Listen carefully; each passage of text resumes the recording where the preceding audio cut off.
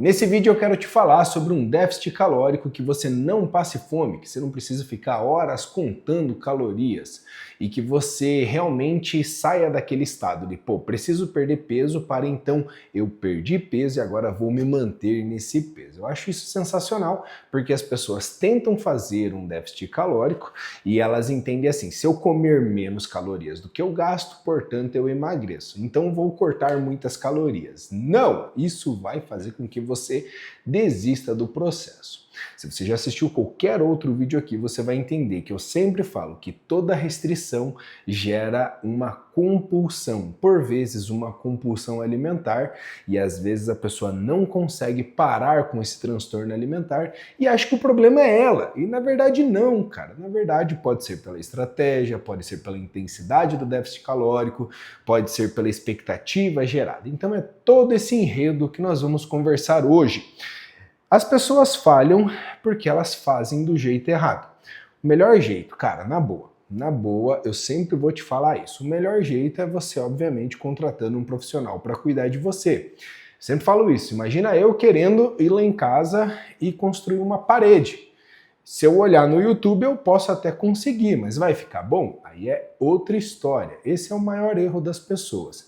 Mas a ideia aqui é que eu não preciso saber construir uma parede. Mas é bom eu saber o passo a passo até mesmo para eu falar para o pedreiro como eu quero que ele faça. As pessoas chegam aqui no consultório e aí elas simplesmente falam assim, não, Daniel, o que você passar para mim eu vou fazer. Não vai, cara. Quer ver um exemplo? Eu chego na pessoa e falo assim, você come mamão? Aí ela fala, se você prescrever eu vou comer. Não vai. Porque na primeira oportunidade que ela tiver de furar aquela refeição, ela vai furar. Então, seguindo a nossa analogia aqui de construir uma parede, eu tenho que chegar para o pedreiro e falar, olha, eu preciso que essa parede esteja aqui, desse jeito, porque eu vou pintar assim e eu vou querer uma janela assado. Às vezes a pessoa precisa chegar aqui, olha, eu tenho um costume de todos os dias, depois que eu saio do trabalho, eu passo na minha mãe. Ah, minha mãe não tem uma comida fitness, mas tem um pãozinho lá, eu consigo um ovo, consigo um cafezinho aqui. Ou a minha mãe sempre faz um bolinho. Ah, qual que é o bolo? Tem muito creme, tem muito recheio? Não, o bolo é tranquilinho, um bolinho de fubá e tal. Por que eu estou dizendo isso? Porque daí eu pego aquela associação que ela está me passando e aplico na dieta dela. Aplico na refeição dela, dentro de um déficit calórico. É interessante, né? E aí vamos lá. O maior erro das pessoas para perder peso é passar fome. Por que as pessoas hoje estão conseguindo perder tanto peso? Porque elas estão usando de medicamentos que inibem a fome. Claro que aí tem outras associações e tal, às vezes não é diretamente a gente chama de um uso do medicamento off-label, né? Que ele foi criado, um exemplo, lá para diabetes, mas vê que ele faz a pessoa perder a fome e aí é aplicado para o emagrecimento. Mas fato é que as pessoas estão conseguindo diminuir a fome através do medicamento, portanto elas estão conseguindo se manter numa dieta, num déficit calórico, seja ele agressivo ou não, e aí elas estão conseguindo ter resultado. Isso é maravilhoso, só que vocês já perceberam que a taxa de reganho de peso após o uso do medicamento é gigantesca. E não é incomum hoje das pessoas estar relatando esse reganho de peso. As próprias pessoas que falaram, perdi 15 quilos em 1 mês, 2 meses, hoje estão falando assim, ganhei e tal e tudo mais. Aí você vai ficar refém ao remédio só para não ter fome? Não, a gente precisa aprender a controlar as nossas emoções frente à comida e também entender o que é uma fome fisiológica, o que é uma fome emocional. Semana passada eu até comentei aqui que eu tive alguns imprevistos familiares, né? Minha mãe ficou doente, mexeu muito com o emocional e foi como eu falei nos vídeos passados, se fosse qualquer outro momento eu teria descontado na comida, assim como grande parte das pessoas fazem. E não é por mal, não é por culpa, é porque assim, imagina que você está num estado de estresse. Tem um livro muito interessante, não vou pegar ele ali, senão vai cair tudo. Não, é esse aqui, ó. Tem um livro muito interessante que se chama Nação Dopamina. E esse livro aqui, a autora Anna Lembke, ela faz uma correlação entre você pegar e ter como se fosse uma gangorra, né? Então, muito estresse e a busca do alívio. Muito estresse e a busca do alívio. Estresse, considere qualquer coisa que tira do teu estado, entre aspas, normal. Que seja ele, por exemplo, ter que apresentar um trabalho na faculdade, ter que passar por uma entrevista de emprego, ou às vezes, que nem no meu caso, minha mãe ficou doente, né? E aí, quando essa balança começa a pesar para o lado do estresse, nós vamos querer um conforto. E cara, tem várias formas de você procurar esse conforto. Uma delas é com a questão da comida. Então não é por mal que a pessoa vai furar a dieta, ou às vezes ela tá passando um perrengue tão grande na vida que ela vai pular para aquele lado, que vai querer comer. Ela, por vezes, está procurando apenas um prazer para compensar todo aquele estresse, ou por outro lado, ela está procurando até mesmo um alívio, que entre prazer e alívio existe uma distância, né? Percebe a palavra alívio? Ou seja, a pessoa está tão estressada que ela só quer relaxar, quer achar qualquer coisa que tire ela dali.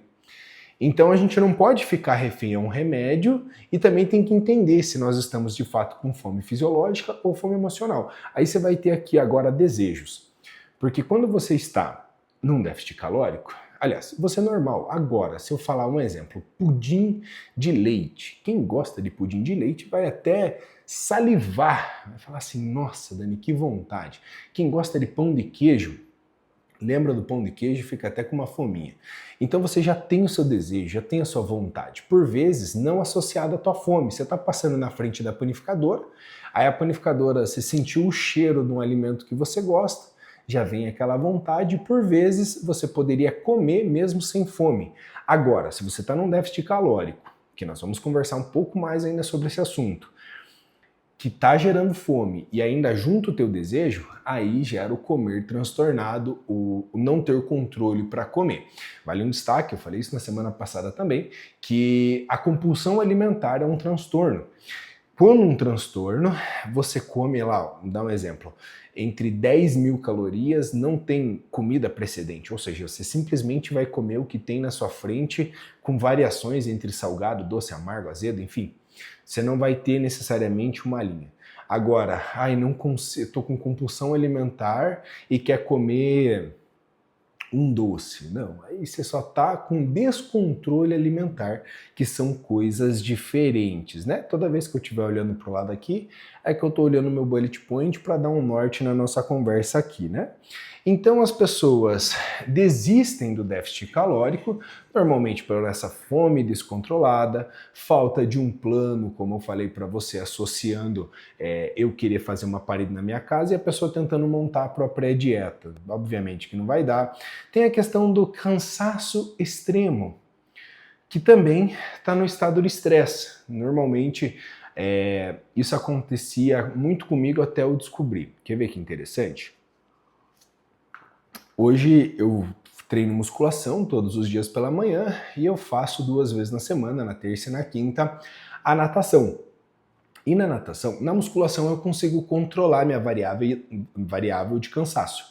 Afinal, se eu estiver mais cansado, eu vou diminuir minha intensidade. Se eu estiver mais disposto, eu vou aumentar minha intensidade. Consigo fazer essa microvariação diária. Já na natação, não, né? O professor lá chega, vamos lá, vai ter que fazer assim, tal. E aí o cara sabe te cobrar, sabe dar aquele gatilho, pô, vai mais forte, você consegue mais, vamos fazer em tantos segundos, vamos fazer em tantos minutos e tal. Então fica meio que sujeito à aula. Aí beleza, segunda-feira tô zerado, não tenho muita fome, terça-feira tem a natação mais a musculação também. Ainda dá uma fominha, mas não é pra tanto, mas quando chega na quinta e na sexta-feira, que tem toda a bagagem do cansaço, tô falando de físico, né? Do cansaço físico da semana, do treinamento, cara, na quinta-feira dá vontade de comer, né, até os rebocos da parede, que o pedreiro nem construiu, tô brincando com a conjectura do pedreiro aqui, né? Dá vontade de comer até os rebocos da parede. Só que esse cansaço extremo, ele também pode ser psicológico, né? Então, aquela pessoa que trabalha muito com a mente, que vive muito estressada, também vai procurar comida e elas desistem ou até mesmo falham o déficit calórico por isso, né? E aí entra um ponto interessante, porque às vezes a pessoa, você fala para ela, você vai caminhar todos os dias, depois da musculação. Aí automaticamente ela fala, não, estou disposta, vou correr.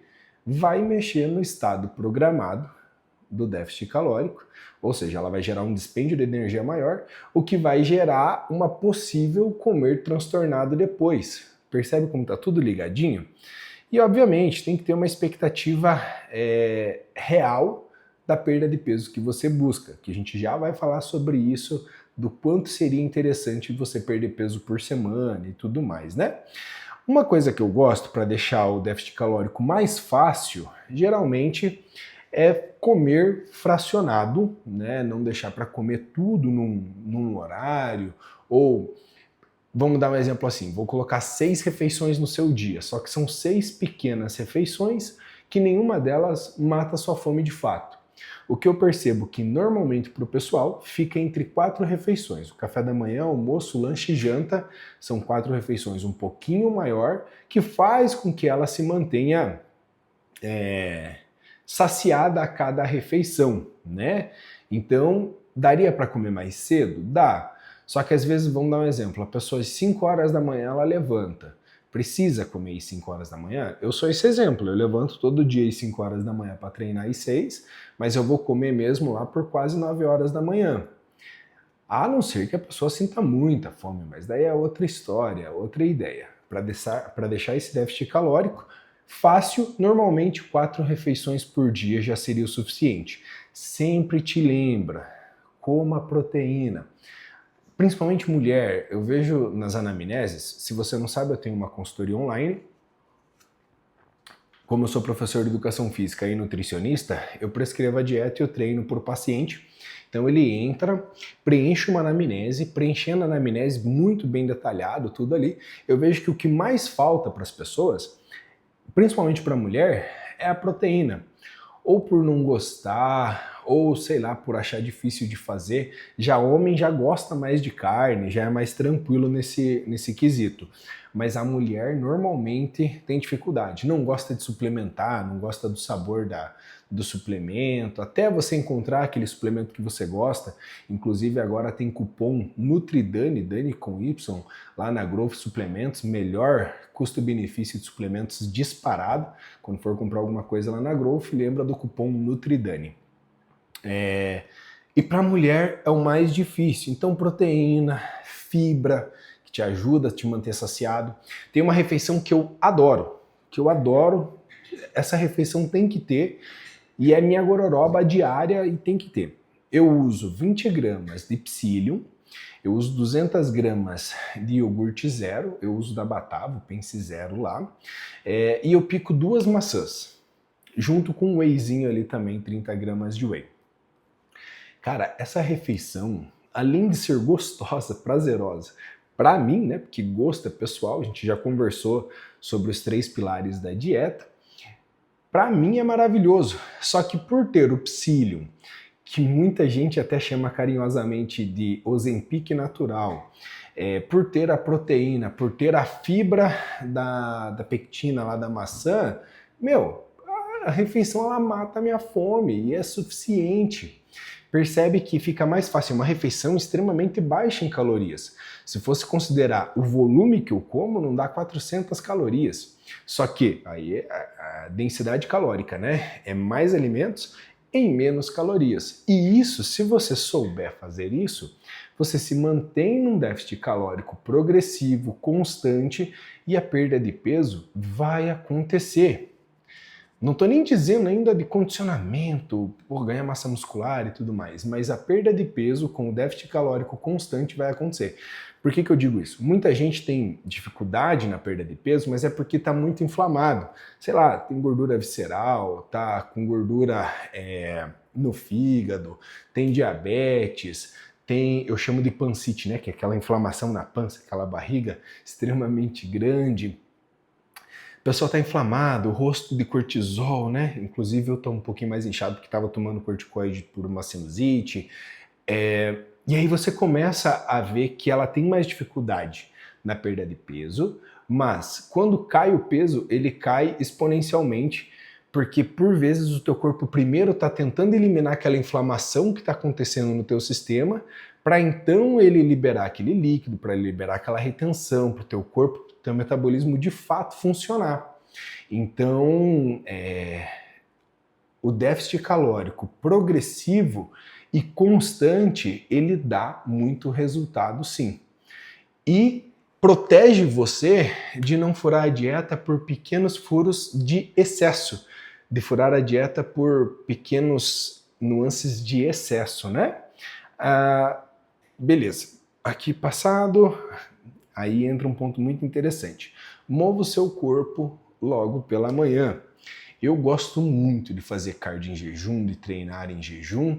Quer dizer que seja o único caminho? Não, mas é um dos melhores. Por quê? Porque quando você começa o seu dia já ativando o seu metabolismo, vem até aquela sensação de, pô, estou num plano dietético, estou numa estratégia de emagrecimento, e isso faz com que você já se preocupe em comer melhor, em que você cuide mais do seu dia. Porque a grande maioria das pessoas, pô, vai lá, acorda meio atrasado, come qualquer coisa, vai pro trabalho, não se preparou, come o que tem lá no trabalho, e aí vira um bolo de neve. Quando vai de tarde, que ela vai treinar, que ela vai parar para pensar que deveria ter seguido melhor a dieta. Então, fazer algum exercício logo pela manhã é excelente. Eu gosto muito de caminhada. Aliás, eu faço a musculação logo pela manhã, né? Mas eu recomendo muito a caminhada. Para muitas pessoas, acabo recomendando até mesmo a parte da bicicleta, que é mais fácil comprar uma bicicleta ergométrica e fazer ali. Mas se não, o próprio alongamento logo pela manhã já pode te ajudar. E daí você treina em outro horário do seu dia, né? E também garante parte do seu gasto calórico. Acredite, dependendo do peso que você esteja atualmente, um alongamento pode ser extremamente difícil e com gasto calórico extremamente alto. A gente tem na fisiologia, eu lembro que na minha primeira pós, que foi Fisiologia do Esporte pela Federal aqui do Paraná, eu aprendi esse conceito, que quanto mais treinado uma pessoa, menos treinável ela é. E isso significa o quê? Que quanto mais condicionada a pessoa está, mais eficiente é o corpo dela, menos ela vai gastar calorias, por exemplo.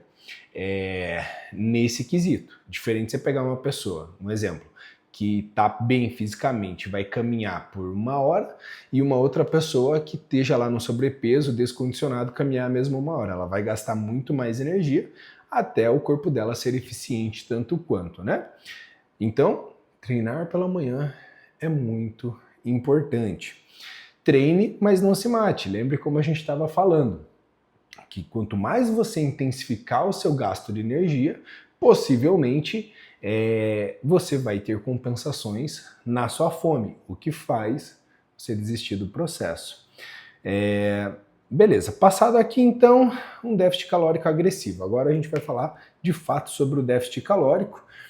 Muita gente chega para mim e acredita que uma dieta de 1000 calorias, teve uma vez aquelas dietas do HCG, que era 500, 600 calorias por dia,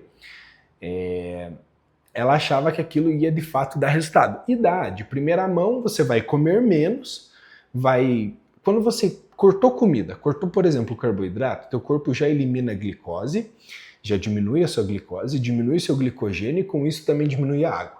Então não é incomum da pessoa, na primeira semana ali, perder um exemplo 3, 4 quilos, a depender de onde ela está partindo, né?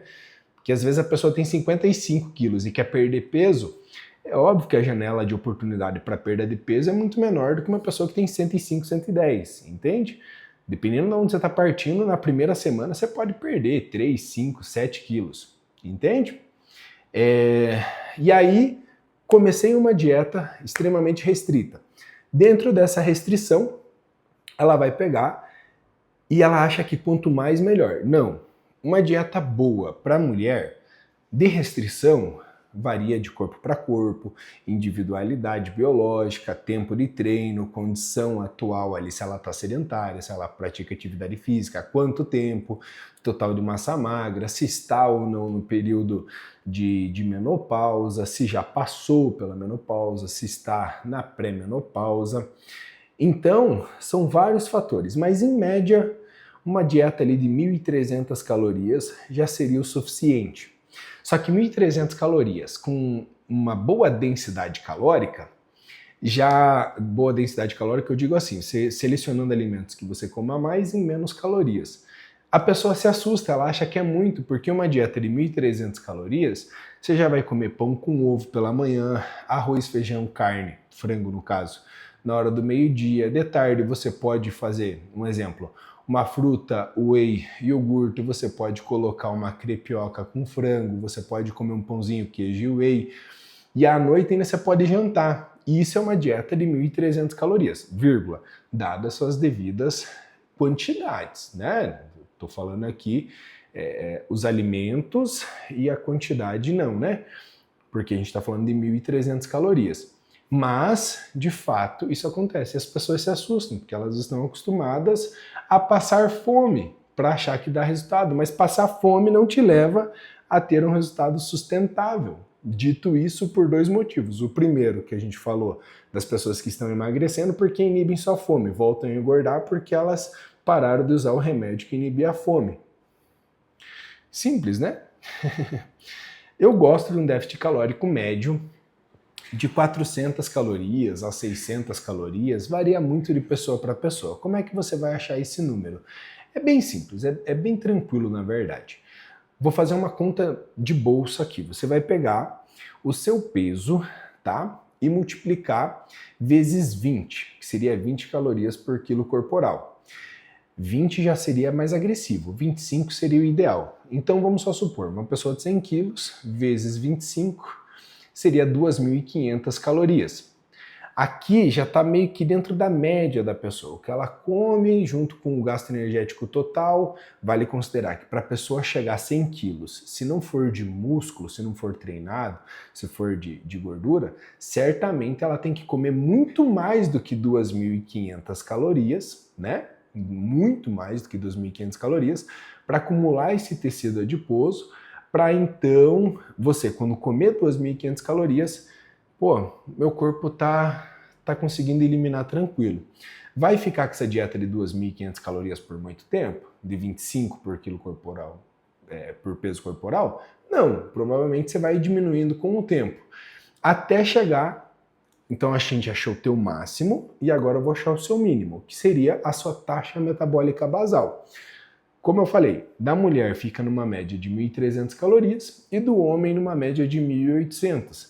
Então, eu tenho o meu máximo, né, 25, 30 calorias por quilo corporal, e aí eu tenho o mínimo, que é a taxa metabólica basal. Eu gosto de trabalhar nesse range aqui. E eu sempre gosto de mudar o plano quando a pessoa estagna no seu resultado. Por exemplo, ela foi lá e está na minha consultoria online.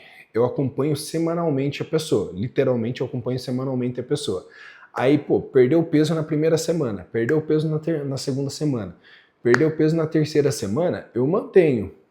Pô, chegou agora que ficou no 0 a 0, ou às vezes até desanimou da dieta. Normalmente a pessoa fica animada com a dieta 3 semanas, aí você já tem que dar uma mudada ali, tem que mexer no treino, tem que mexer na dieta para dar aquele up de novo. Aí eu dou um cortezinho calórico, troco alguma coisa, ajusto a aderência ao plano, porque normalmente vai reclamar de alguma coisa, e aí ela volta a perder, continuar perdendo peso. Então nunca comece lá no zero, é isso que eu queria dizer, sabe? Nunca comece, pô, já cortando tudo. Um déficit calórico moderado de 400 calorias, já, ó, é supimpa. Agora tem um ponto, né? Eu falei isso agora há pouco para um paciente que passou aqui. Às vezes você vai lá e deixa dentro de um déficit calórico de uma média de 300, 400, 500 calorias que seja. Só que aí a pessoa vai lá e fura a dieta no final de semana, ou ela tem vários beliscos na dieta durante o dia dela. É lógico que não vai compensar. E aí eu tenho percebido isso. Para algumas pessoas, ela faz muita restrição de um lado, na dieta linear, mas isso dá margem para ela ficar fazendo pequenos furos na dieta, o que no final ela está em déficit calórico, numa somatória geral, e aí ela perde um pouquinho de peso. Mas obviamente que isso não é sustentável também, porque vira a dieta do tudo ou nada, né? Nada agora, tudo depois. Nada agora, tudo depois, e a cabeça da pessoa não fica boa. Eu tenho uma senhora que eu atendo que se chama Dona Jovelina.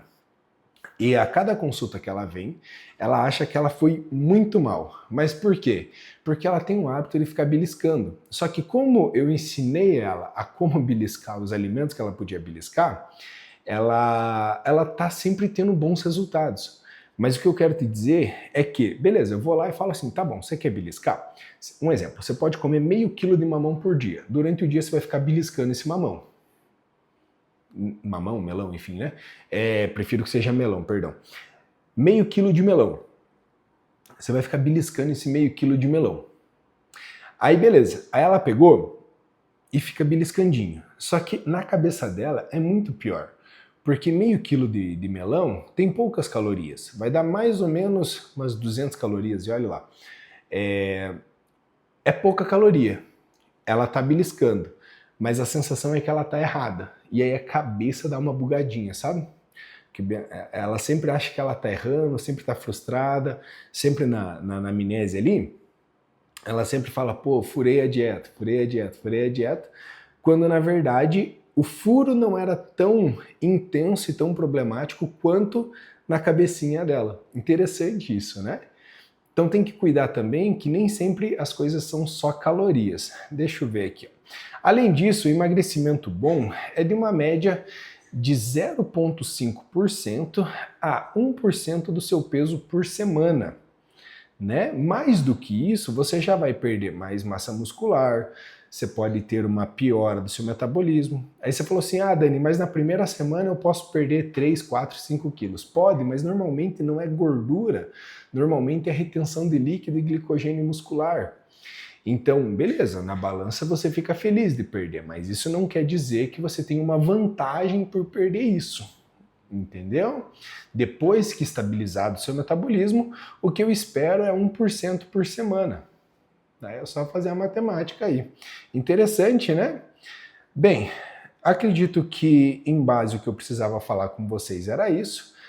Queria só deixar duas frases aqui. A primeira é que déficit calórico fácil não é o mais restritivo e toda restrição pode te levar a uma compulsão.